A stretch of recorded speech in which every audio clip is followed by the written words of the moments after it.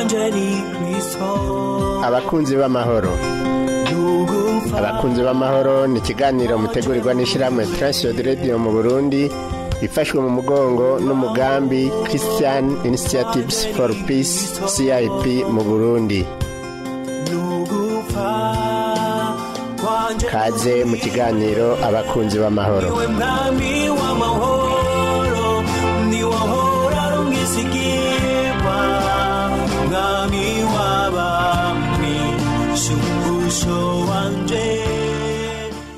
Tugwaye kaze mugenzi washimye kubana natwe kuri uno munsi mu kiganiro abakunzi b'amahoro. Mukaba muri kumwe na Samuel Nsabimbona ndakibatunganiriza kuri uno munsi. Muri studio turi kumwe n'umutumire mushinga ntahe nagomba ndamuhe mwiriwe, hanyuma kandi ndanamusabe yidondora amahoro neza. Nitwa Oscar Ndowarugira, nkabandi secretary general wa IGBB. Tuguhaye kaze rero muri kino kiganiro cyacu abakunzi b'amahoro cuno munsi. Murakoze. Turafise ikiyumviro ngenderwako tuza gushimikirako. Turabizi yuko mu buzima bw'abantu hama hariho uburongozi, hakaba hariho abajejwe gutunganiriza abandi, abo ijambo ry'Imana ryita abaganza. Twagomba twiyumvire ico Bibiliya ivuga ku migenderanire ikwiye kuba hagati y'abaganza n'abaganzwa, ko abaganzwa bakwiye kubaha ababaganza. Nico ciyumvira nyamukuru tugomba gushimikirako. Mwumva mwisanze? Yego kabisa turisanze. Yego me. Nibaze rero yuko Imana idufashije tuzagira ico tuvuga ko kandi gifasha abaza kutwumviriza. Iyo uvuze IGBB kugira ngo abantu bamwe boba ari ryambere bumva iryo jambo batahura icarico, no kuvuga iki? IGBB mu gifaransa ni Union des Groupes Bibliques du Burundi. Kera twavuga GBI, Groupe Biblique Universitaire, mugabo nishira hamwe canke urunani rw'abanyeshure bo muri kaminuza bahurira ku ijambo ry'Imana dusoma muri Bibiliya. Kenshi dukorera cyane mu kaminuza, mugabo rimwe na rimwe no mu mashure yisumbuye dora dushikayo tugafasha abanyeshure kugira ngo bashobore guhurira hamwe bavuye mu madini atandukanye, mugabo bagahuzwa n'ijambo ry'Imana ryo Bibiliya yera. Niyo Bibiliya rero tugomba kwisunga kugira ngo twumve ikivuga ku bijyanye n'ingene dukwiye kubaha abatuganza. Mbega iyo Bibiliya ivuga abaganza ibigomba kuvuga abandi? Nibaza yuko twobishira mu mice myinshi. Muri rusangi nabo bantu bari imbere y'abandi, bafise amabanga yo kurongora abandi, abo dushobora kwita abarongozi. Ivyo navyo nawe ufata ku rwego rw'umuryango, turasangaho umuntu arongora umuryango. Giye ku rwego rw'ikibano turafise abantu barongora abandi mu nzego zitandukanye. Mu gutunganya ubuzi hari abantu barongora abandi. Ni imice rero myinshi iryo jambo rishobora kubamwo kuganza. Hari ibice byinshi abantu usanga bakora ico gikorwa cyo kuganza abandi. Hari igihe iyo muriko muvuga abaganza handi mukavuga abarongozi, ayo majambo birarasa cyangwa arafise cyatandukaniyeko? Arasa mbwa kandi aratandukanye. Kuko kuganza kirafise ukuntu gishobora gusigura ububasha umuntu afise ku bandi. Mugabo kurongora ntigishira cyane inguvu ku bubasha, bagishira inguvu mu gufasha abantu gushika ahantu. Bibiliya rero yahisemo kuvuga abaganza kuko usomye ku ijambo ry'Imana ribivuga. Dusomye nko mu gitabo icete cyandikiwe Abaheburayo mu gice ca 13 umurongo wa 17 havuga ngo mwumvire abaganza mu bagamburukire, ngo kuko aribo bama bagavye bazigama imitima yanyu nk'abazobibazwa. Iyo ivuze abo baganza mwumva ari muri bwa buryo mwariko murabivuga? Aho ngomba dufate ibintu bibiri muri iryo jambo, kuko hari igihe dusha duhagarara hamwe tukibagira ahandi. Tubanze twumve yuko hariho abantu baganza, mugabo kandi hariho no kuganza. Nibaza yuko ivyo bintu dukwiye kubishira ku murongo bikumvikana neza. Igikorwa cyo kuganza kigirwa n'abantu baganza. Muri ico gihe rero nibaza yuko iyo birivuze ko abantu baganza harimwo za nsiguro zose. Kubera yuko usomye ahandi bivuga iti iyo abantu baganza ari beza bagamburukira Imana ego abo baganza bagira amahoro ego mu gihe babaye babi abo baganza bagira amarira urumva ko hari ca kintu kiza kuvuga ivy'uburongozi nabwo byo kujana abantu ahantu urumva birafatanye muga Bibiliya ngaho irikishira inguvu cyane kukwerekana ubwo bubasha umuntu aba afise butuma himironga abandi bakamukurikira mugabo kandi ngaca mvuga nti muri ico gihe nawe arafise kandi uko akwiye kuba ameze kugira ngo ivyo ashobore kubikora uvuze ko aba afise uko akwiye kuba ameze umuntu aganza neza kuko nico mwari muhejeje umuntu aganza neza rero uko kuganza aba yagukuye ku Mana no kuvuga yuko abarika akora mu kibanza c'Imana bisigura yuko hariho imirongo Imana itanga isobanura kuganza kuvuye ku Mana no kuganza kutavuye ku Mana rero niho nahereye mvuga nti iyo umuntu aganza agororokera Imana ari kuganza kuye ku Mana abantu aganza bagira amahoro iyo aganza naho adakuye uko kuganza ku Mana abaganza bagira amarira ikibazo rero abantu bakunda kwibaza hari aho Bibiliya yo ivuga yuko ukuganza kose kuva ku Mana kandi mu mvugo dukunda kumva zivugwa iryo jambo turakunda kurikoresha none mwebwe kumenga hari aho umenga ntimwemera cyane ko bimeze gutyo ukuganza n'ivyo kose kuva ku Mana mugabo turashobora kuvuga tuti ikibanza cyo kuganza n'Imana yagishizeho mugabo abantu bakijamwo ntitwovuga ko bose batumwa n'Imana aho niho ngomba twumva ubudasa hariho abaganza bakuye kuganza ku Mana kubera ko batumwe n'Imana hariho n'abaganza bakaja muri ico kibanza kandi Imana ikabareka bakakijamwo kubera intumbero zayo mugabo ko kuganza bariko barakoresha suko Imana ko gukora mu buryo bunyuranye no kw'Imana ikora ni babandi baje kuganza abantu bagira amarira ni babandi baje kuganza abantu bagira umubabaro kubera yuko ko kuganza baba bariko barakoresha bari mu kibanza cyo kuganza ndemera kuganza kose kuva ku Mana ko uko kuganza kose n'Imana yagushizeho mugabo abo bantu baza kuganza rero iyo bakuru uko kuganza niho bisanzwe hari kibazo mbega nyene intumbero y'Imana mu gushiraho abaganza yari dusomye neza mu ijambo ry'Imana Imana ikirema uko kuganza turakubona no mu itanguriro aho Imana ibwira Adamu na Eva ko bazoganza itongo ibahaye muga kuganza hagati y'abantu n'abandi tugiye kuraba ko Bibiliya itwigisha kuva mu ntango burya ubwoko bw'Imana bw'Abisirayeli bwaganzwa n'Imana niyo yabuganza muga baragera igihe baravuga bati oya natwe turakeneye umuntu atuganza kandi Imana irababwira iti uwo muntu nzomubaha mugabo muze murabe neza ashobora kuzobagirira nabi ashobora kuzobamerera nabi dusomye rero muri Bibiliya turabona umwami Sawuli aza nk'uwa mbere atanguye kwitwa umwami ariko karoro ngiyo tuvuze kuganza tubona abami tubona abategetsi tubona abantu bari hejuru y'abandi turabona uko byahavuye bigenda muri ico gihe rero kuva uko byagiye bibandanya hamye habaho uko kuntu Imana ishira ibintu ku murongo ikoresheje abandi bantu ubwo bubasha rero bw'uko Imana ariyo iganza abantu directement mu kibano no mu bikorwa barimwo yacibuhereza abantu abo bantu rero irabubahereje ibagomba kwiki kugira ngo bagume mu ntumbero abo bantu bisanzwe Imana ibagomba ko no gufasha abantu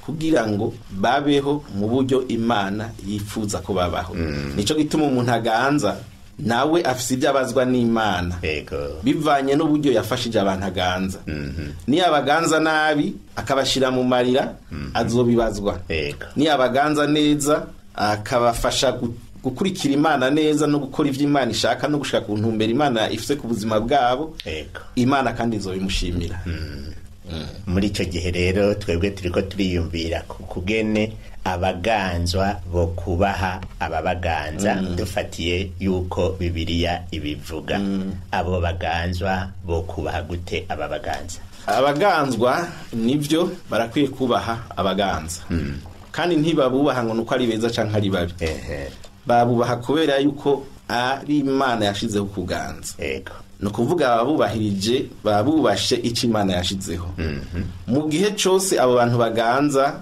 batanyuranya canke badatuma abantu gukora ibinyuranya n'Imana, abo bantu bakwiye kububaha.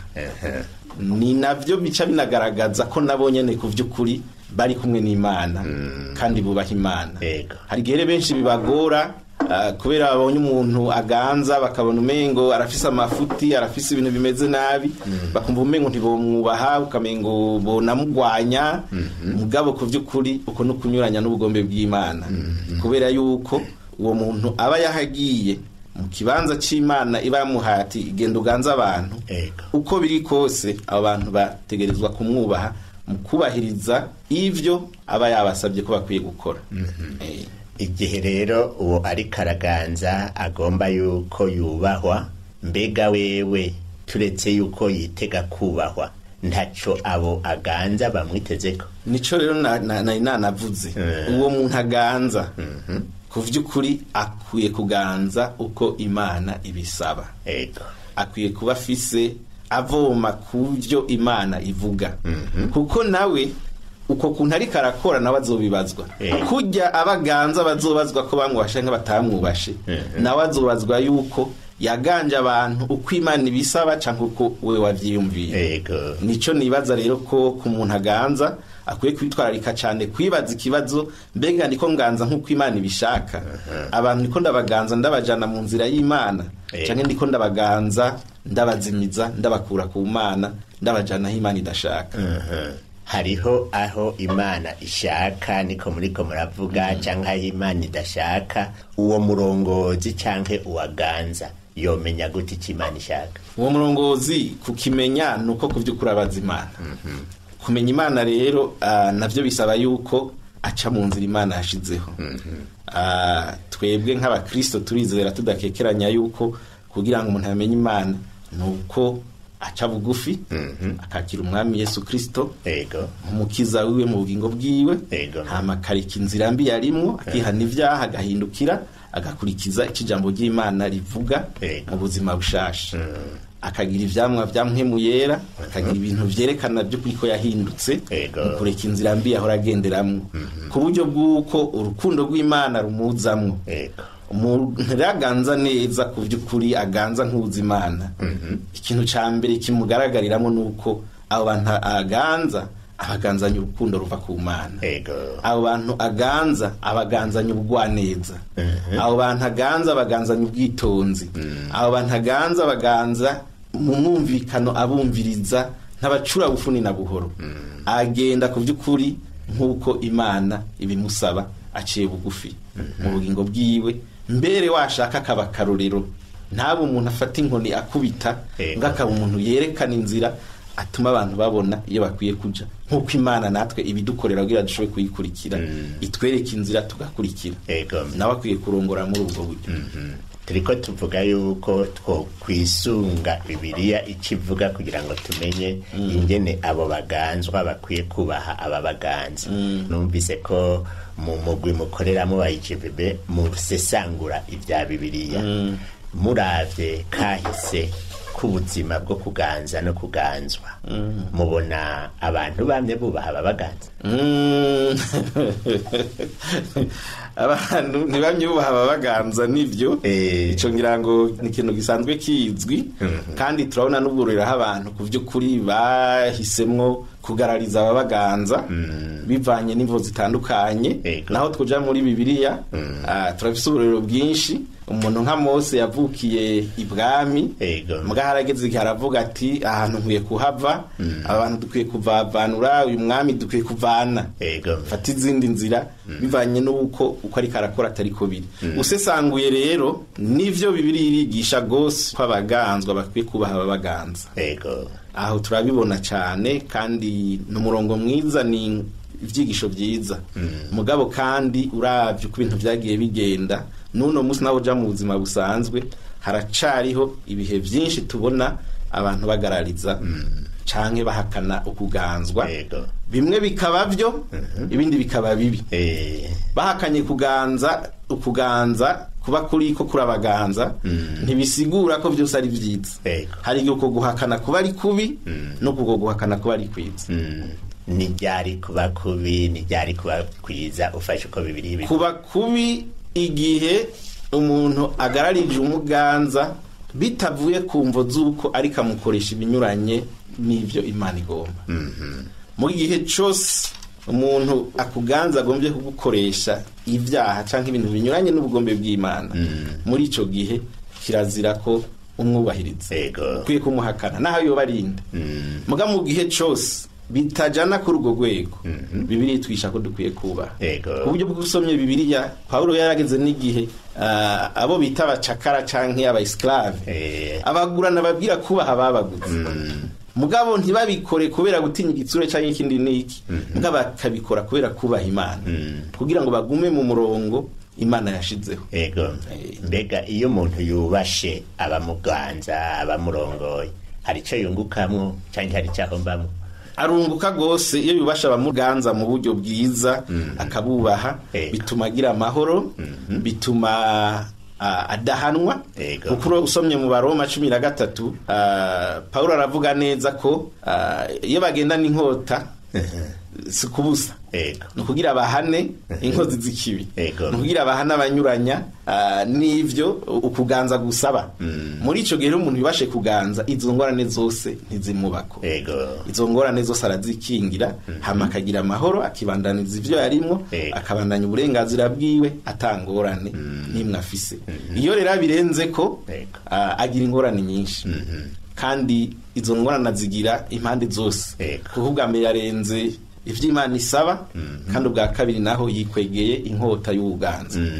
Ntibibare bikenewe ko aja muri iyo nzira. Mbwana nsubire mvuge yuko mu gihe umuntu aganza agombye gukoresha uwaganza ibinyuranye no kugomba kw'Imana, aho uwo muntu aganzwa arasabwa guhaguruka agahakana. Mugabo kandi akaba yiteguye yuko ikiguzi naho nyene kitoroshe. Turabona Daniyeli agararije umwami, yatawe mu bwobo bw'intambwe. Yatawe mu bwobo bw'intambwe, no kuvuga ntibiba vyoroshe, mugabo nuko hagati yo kubaha Imana no kubaha abantu, umuntu kuvyukuri imisi yose yamahita mu kubaha Imana, nimba agomba kubandanya agororokera Imana. Ndiko ndumva uko mubivuga hariho urutonde umuntu akwiye gukorerako, akamenya ko bwa mbere na mbere hakwiye kubahwa Imana, hanyuma hakubahwa abakurikira. Imana izi imbere ya vyose, kandi ko nabivuze nawe ufata mu rugo, umushinga ntahe mu rugo ariko araganza urugo rwiwe, kujya birivuga ko ari umutwe w'urugo n'ibindi vyose, akwiye kubikora nk'uri karakorera Imana, akabikora mu buryo butuma umukenyezi wiwe, abana biwe bose aberekeza ku Mana. Mugabo mu gihe yoza agatangura kubabwira ko bakwiye kunyuranya n'Imana, muri ico gihe bamukurikiye bazobibazwa ku gatwe kabo. Mugabo ntibakwiye kumukurikira muri izo nzira zo kubahushisha Imana, kuko Imana nizi imbere ya vyose, abandi bantu bagakurikira. Urumva kuganza rero nyako ku vy'ukuri kuba kuvuye ku Mana kukamanuka. Mu gihe rero umuntu ariko araganza, ategerezwa kwerekeza abantu ku Mana, muga kirazira ko aganza kuri abantu ku Mana. Umuntu aragera igihe akabona yuko umuganza ariko aramujana mu nzira nziza canke mu nzira mbi. Igihe ariko arajana n'uwo muntu, hari ico yo kwiyubara? Yarakwiye kwiyubara gose, na cane cane mu bihe mu bice bimwe bimwe vyo kuganza, aho usanga abantu baganza bakoresha n'ubwenge bwinshi, bakoresha amayeri menshi. Kuvuga umuntu aganzwa arakwiye kwama yitwararika gose ivyo baba bariko barashinga. Umuntu aganzwa arakwiye kumenya amategeko bariko baramushiriraho, arakwiye kumenya imirongo abamuganza bariko baraca, akabimenya hakiri kare, bituma yitegura neza uburyo aza kuvyifatamwo. Mu gihe bariko bamujana heza n'amahoro, muga mu gihe bamujana habi, ikibazo kizoba igihe abimenye ku munota wa nyuma, birashobora kumugora kubivamwo. Muga yagera bikurikirana neza akabimenya, biroroshe, kuko aritegura neza, akaza gufata ingingo ya nyuma ayifata azi neza ibyo ariko arayifatira. Ni vyiza rero ko umuntu aganzwa akurikirana. Ukuganza mbere kwiza, umuntu ariko araganza neza avugana n'abaganza. Niyo haje ibintu bishasha, kuko intumbero zo kwerekana ko akomeye, intumbero no gufasha abantu gushika ku ntumbero z'ubuzima Imana ibarabageneye. Muri ico gihe bariko barajana rero, uwo murongozi canke uwaganza arafise ivyo atumbereye. ibyo atumbereye Bibiliya kariyo twafashe nk'urufatiro, hari aho twumvise bavuga yuko ngo yamagavye kugira ngo azigame imitima y'abo bantu. Mbega yogaba gute ubuganza? Yego, ubuganza yatumwe n'Imana, kimwe arakwiye kumenya ko ari umuntu, yego, kandi ko ari umuntu ashobora guhura nawe n'ingorane. Akenshi iyo umuntu afise ingorane akunda guca azita ku bandi. yego, Umuntu rero aganza akwiye kuba akarorero, akamenya neza yuko uko ari karagenda mu buzima, uko ari karakora, uko ari karakura, bituma ku by'ukuri ashobora gufasha abandi bantu. Arakwiriye guteramira ubuzima bwiwe, akamenya neza ko abanza gutunganya ibyiwe mbere ukaza gutunganya abandi. Ntabe umuntu avuga ibinyuranye n'ibyo ari karakora, ntabe umuntu anyegeza ubuzima bwiwe aba ari kararongora, hama agakoresha umunwa gusa muga mu ngiro binyuranye. Kuko iyo abantu babimenye ko ibyo avuga binyuranye n'ibyo akora, ni hamwe hacatangura kuvyuka n'ingorane, ibikorwa byose bigatangura kwanka kugenda. Ni byiza ariko umurongozi yiyubara ubwa mbere ku bugingo bwiwe, hama ikindi naco uwo muntu aganza akamenya neza yuko abantu aganza bamuhanze amaso, akamenya ko abantu aganza bafise ibyo bakeneye, akavyitwararika. Nta muntu yitwararika ubuzima bwiwe yibagire ko abaganza ababazwa, no kuvuga ategeza kubatunganiriza ibyo byose bikenewe, niho na kwa kumwubaha bica biza. Burya kubaha ubuganza ntibyari bikeneye ko ari ndagufata inkoni ngo ategeke, byategezwa kwizana. Mu gihe akoze rero ibikenewe abantu bakabaho neza bakamererwa neza, nawe biramworohereza. Akwiriye kwiyubara, ntabe umuntu ku by'ukuri asamara akibagira ko abantu arongoye bafise ivyo bakeneye kandi ari we babahanze amaso. Turakunda kwibona kenshi ngaha iyo ugiye mu biro bitandukanye n'ahandi, ugasanga umuntu wagiye kuraba mu biro ukamengo si hari kandi ari nahari, ugasanga urica urataye umwanya n'ibindi byose. Ibyo bituma abantu bagenda bidoga, abantu bagenda bababaye, kandi bari bazi ko ari wewe wateza kubatunganiriza. Ni byiza reko umuntu arongoye abandi yiyubara kwitwararika ubuzima bwiwe kugira ngo abakarorero keza ku bandi, mugabo kandi no kumenya yuko ari bango ryiwe gufasha abandi bantu kumenya ibibazo bafise, kubitorera umwanya no kubitunganya. Ariko arabitunganya, abari imbere yiwe hari aho umenga arabatebeje. Muri ico gihe ukirindiriye ko atunganirizwa muri kwa kumwubaha, yorongorwa n'iki kugira ngo azashike ku ntumbero? Turiko tuvuga Bibiliya, nibaza yuko ko tuvuga abakristo. Abakristo be turafise ibintu bituranga mu bisanzwe, naho rimwe na rimwe bitugora, nga nibaza ko kwihangana kiri muri bimwe mu vyangwa vya mpemuye. Nibaza rero yuko nk'abakristo, nk'abantu batahura Imana, uwo muntu ariko aratunganya, ni byiza ko twama twishira mu kibanza ciwe, tukamenya ko ari umuntu, kandi tukamenya yuko nabashaka gushikana kananirwa, kandi tukamenya ko natwebwe mu bisanzwe ugiye kuraba umuntu wese arafise urwego aganzako, naho aba ariko araganzwa ahandi. Kenshi ntitwibaza ngo mbeje we hajya ndiko ndaganza bigenda gute, kugira ntahure ivyo urya ariko aranganza vyamushikiye, aho guca nshavura ubwo nyene manze niyumvire ega naje hora binshikira muri bajya nganza. Kuko ugiye kuraba uko Imana yabipanze, nta muntu uzosanga, n'abantu bake uzosanga badafise ahantu baba ariko baraganza, kuko n'ubuzima bwacu dutegeza kubuganza kugira ngo dushobore kuba abantu bagenda uko bisabwa n'Imana. Muri ico gihe rero nibaza ko umuntu bakiriko baratunganiriza abandi, ni byiza ko abantu bihangana. Hanyuma kandi hakaba n'umuco dukwiye gushira imbere, umuco wo gucira abandi imbere. Ivyo navyo nivyo biri twigisha, twitwararike gose ineza y'abandi gusumba twebwe. Iyo umuntu aciye ababara kubera bariko barakira uwundi, kenshi abarimwo ukwikunda, kwibabara. Mugo umukristo ariko arakura neza, aragera igihe akitwararika abandi gusumba uko wewe yitwararika ivyiwe. Nico nibaza cofasha, mugabo tukamenya ko ntibishobora gukorerwa rimwe, hategeza kuba imirongo kandi abantu bagafashanya. Gusa abaganzi ico no basaba nuko nabo bubahiriza urutonde abantu ntacaza ngo mufashe kubera muzinanye akankunzi canke akamwana wa mama ntikajemwo umuntu kubahiriza nahazo bari umwana wawe yaje atevye banza ufasha abandi hama nabashikire muri ico gihe nta midogo izohaba aho iyo umuntu ariko aratunganirizwa hari igihe aba agomba ko binyaruka nkuko mwariko murabivuga mugabo umutunganiriza nawe mwavuze muti erega nawe nyene aba ari umuntu uko gutahurana hagati y'uganza n'uganzwa birorosha ibintu iyo bashoboye gutahurana biroroha mugabo ikibazo bigenda gute kugira ngo bashobore gutahurana aho rero igikorwa kinini kiri ku muntu aganza umuntu aganza kwa kuganza twamye tuvuga gufise insobanuro nyinshi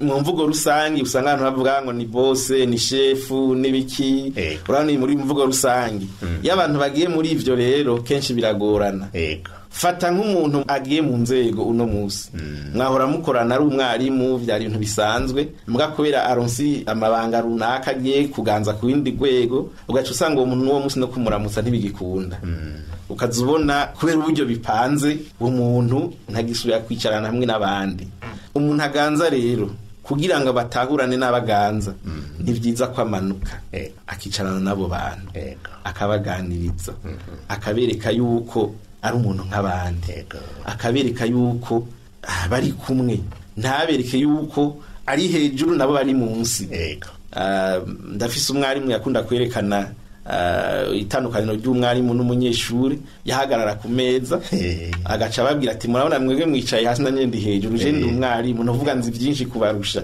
n'ibintu bya gutyo suko bikwiye kugenda ahubwo agira umuzingi bakicarana akababwira akabaganiriza akabereka ko bashobora kumushikira hanyuma bakayaga mu kiyago gisanzwe muri ico gihe igicapu cuko ashobora kugira ibibazo nawe gica gitangura kuza kirirema muri n'igihe rero bishitse bikamugora baravuga ati uyu muntu n'umugenzi wacu turazinanye byamugoye kandi nivyo ico kiganiro rero ko gufashanya ko kuyaga ko gushira hamwe bisaba ko umuntu aganza amanuka agaheza kegera abandi mugabo n'abaganzwa nabo nye bakwiye guhindura umuco namankunda gutanga akarorero muri kino gihe turatora abantu tukabashira mu nzego tukagira iki niki mugabo abantu nyene duheje gutora twica tusubira tukagaruka tugasubira kubaduza hejuru ukamengo twe dushe tuba abantu bato nabo bagiye hejuru kandi ari twe twabashize kugira abadukorere ugasanga ibintu byose birahindutse tugiye tuniyumvira ati ego ujya muntu nitwe twamushize mu kuganza rimwo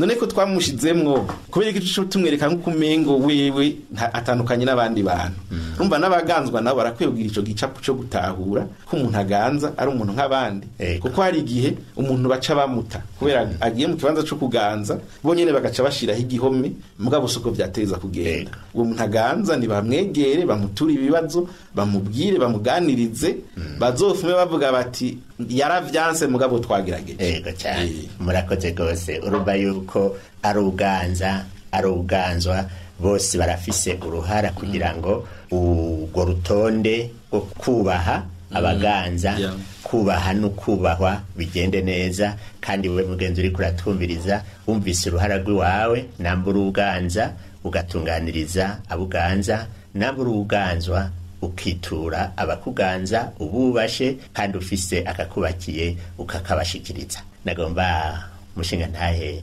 Oscar ndabakengurukire cyane murakoze gose niwe mwami w'amahoro niwe hora rumizigirwa ico cari kiganiro abakunzi b'amahoro mutegurirwa n'ishirahamwe Transworld Radio mu Burundi bifashwe mu mugongo n'umugambi CIP mu Burundi ukaba nawe ugomba kutubaza cyangwa kutwunganira ushobora kutwandikira cyangwa ukadutelefona wanditse ukoresha agasanduku ka posta 1140 i Bujumbura canke email